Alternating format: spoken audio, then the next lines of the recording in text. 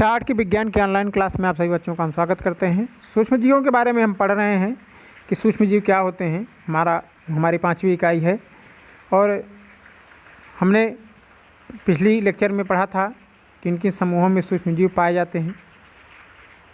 आज के क्लास में हम देखेंगे कि सूक्ष्म जीव क्या हैं, उनके प्रभाव क्या होते हैं, लाभ और हानियाँ क्या होती हैं। उपयोगी सूक्ष्म जीवों के बारे में पढ़ेंगे कि उपयोगी सूक्ष्म जीव कौन से होते हैं और हानिकारक सूक्ष्म जीव कौन से होते हैं। उपयोगी सूक्ष्म जीव एवं उनके प्रभाव हमारा आज का पहला टॉपिक है। सूक्ष्म जीव मनुष्य के लिए बहुत ही उपयोगी होते हैं और इनका उपयोग दही बनाने में, सिरका, शराब, इन सब चीज़ों को बनाने में किया जाता है। दूध जो दही में परिवर्तित होता है उसके पीछे भी एक बैक्टीरिया का योगदान होता है जिसे हम लैक्टोबैसिलस के नाम से जानते हैं। यह बैक्टीरिया या जीवाणु दूध को दही में परिवर्तित करता है। इसी तरह पनीर, सिरका, ब्रेड, खमीर, इन सब चीज़ों को बनाने में ईस्ट नामक फफूंद का उपयोग किया जाता है। यह भी एक सूक्ष्म जीव है। तो इनका हमारे जीवन में बहुत ही उपयोग है। पॉइंट वाइज देखते हैं क्या क्या उपयोग, लाभदायक कौन कौन से सूक्ष्म जीव होते हैं, क्या लाभ इनसे हमें प्राप्त होते हैं। पहली चीज़ प्रतिजैविक दवाएं, जिन्हें आप एंटीबायोटिक के नाम से जानते हैं। सूक्ष्म जीवों द्वारा अनेक प्रतिजैविक दवाइयाँ बनाई जाती हैं।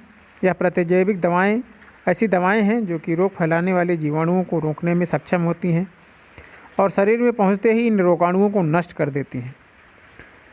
सूक्ष्म जीवों द्वारा होने वाले अनेक रोगों जैसे टीबी, हैजा, टाइफाइड, निमोनिया, इन सब के उपचार में एंटीबायोटिक या प्रतिजैविक दवाओं का उपयोग किया जाता है। जैसे पेनिसिलिन से फफूंद से, स्ट्रेप्टोमाइसिन जीवाणु से और क्लोरेलिन सवालों से बनाई जाती है। तो प्रतिजैविक दवाएं ऐसी दवाएं हैं जिनसे हम जीवाणुओं को नष्ट करते हैं। दूसरा लाभ क्या है, नाइट्रोजन स्थिरीकरण का। कुछ ऐसे सूक्ष्म जीव होते हैं जो कि नाइट्रोजन वातावरण में जो पाई जाती है उसको मिट्टी में मिलाने का काम करते हैं। कैसे मिलाते हैं? अपने खेत में लगे जो चना, मटर, अरहर के जो पौधे हैं, अगर उन्हें आप जड़ सहित उखाड़ेंगे तो देखेंगे कि उनमें जड़ों में छोटी छोटी गांठें पाई जाती हैं। उनको अच्छे से अगर साफ़ करके आप देखेंगे तो इन गांठों में गांठें या जो हैं वह स्पष्ट आपको दिखाई देंगे। इन पौधों की जड़ों में जो गांठें पाई जाती हैं, इन गांठों में एक राइजोबियम या जीवाणु का नाम है, यह पाया जाता है और नाइट्रोजन का स्थिरीकरण करता है।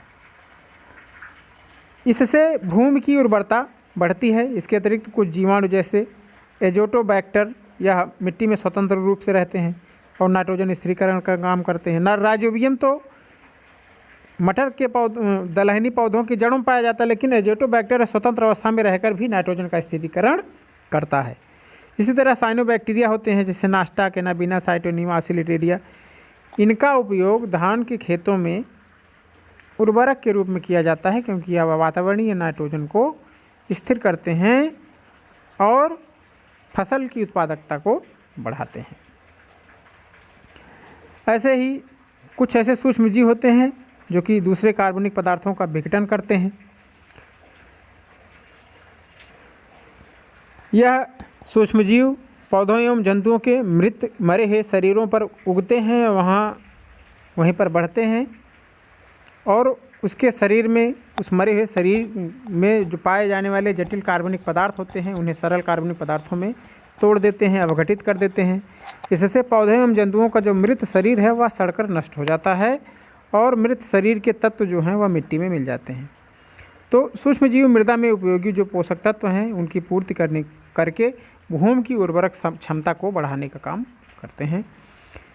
यदि सोचिए कि अगर यह सूक्ष्म जीव ना हो, जो भी चीज़ें आज तक बनी हैं ना तो वो कभी नष्ट होंगी ना ही सड़ेंगी, इसी पृथ्वी पर पड़ी रहेंगी। जैसे पॉलीथीन से हम लोग आजकल परेशान हैं, तो सारी चीज़ें उसी तरह अगर बैक्टीरिया, सूक्ष्म जीव, जीवाणु ना होते तो यह सारी चीज़ें उसी तरह आज हमारे चारों ओर के पर्यावरण में पड़ी होती और यह हमारे लिए एक समस्या का कारण होता है। भोजन के रूप में सूक्ष्म जीवों का क्या उपयोग है यह जान लीजिए।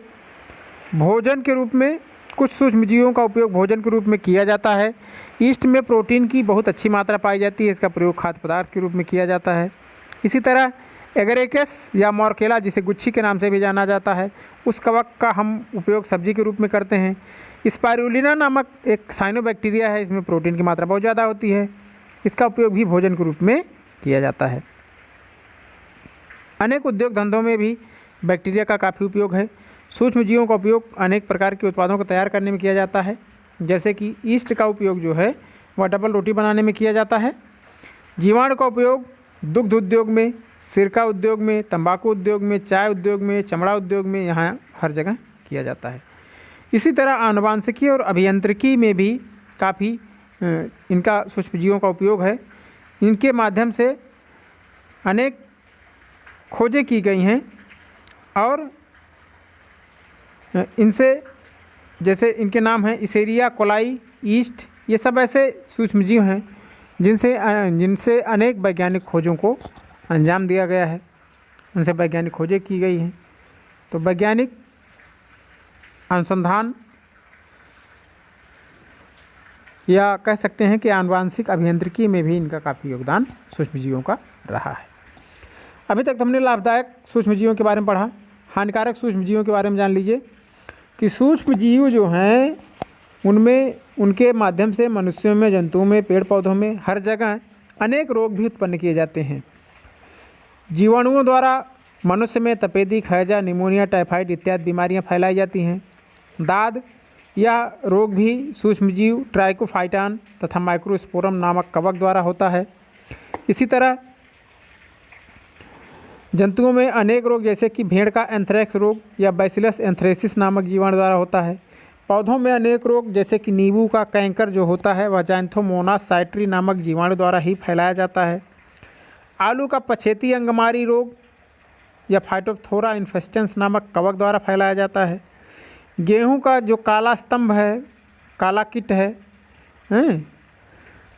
उसे वह एक कवक पक्सिनिया द्वारा नामक कवक द्वारा फैलाया जाता है। कुछ सूक्ष्मजीव खाद्य पदार्थों को भी नष्ट कर देते हैं, जैसे राइजोपस म्यूकर हमारे खाने की चीज़ों पे उत्पन्न हो जाते हैं और उसे नष्ट कर देते हैं। यह सब रोटी, ब्रेड, अचार, मुरब्बा, इन सब चीज़ों को नष्ट करने का काम राइजोपस म्यूकर इत्यादि कवक करते हैं। इसी तरह क्लास्ट्रीडियम बोटुलिनम यह जीवाणु खाद्य पदार्थ को विषाक्त कर देता है और आप उस भोजन को कर देते हैं तो आपको विषाक्तता नामक रोग हो जाता है। कुछ सूक्ष्मजीव जैसे जीवाणु एथाइबैसिलस डिनाइट्रिफिकेंस या नाइट्रेट को नाइट्रोजन तथा अमोनिया में बदल देते हैं, जिससे भूमि की उर्वरता कम होती है। तो अनेक हानिकारक प्रभाव भी हम देखने को पाते हैं। इसी तरह कुछ सूक्ष्मजीव इमारत की लकड़ियों पर, जो इमारती लकड़ियां हैं हमारी, उन पर उग जाते हैं, उसे नष्ट कर देते हैं। इस तरह का एक कवक है पॉलीपोरस नामक कवक, और लकड़ी के कटे हुए भाग पर उग कर उसे सड़ा देता है। तो क्या हानिकारक प्रभाव हैं, क्या लाभदायक प्रभाव हैं, आज की क्लास में हमने देखा। आशा करता हूँ बेहतर तरीके से समझ में आया होगा। फिर भी अगर कोई डाउट है तो आप फ़ोन करके कमेंट करके उसको क्लियर कर लें। बाकी मिलेंगे आपसे अगली क्लास के साथ। तब तक घर पे रहें, पढ़ते रहें। हमारी शुभकामनाएं।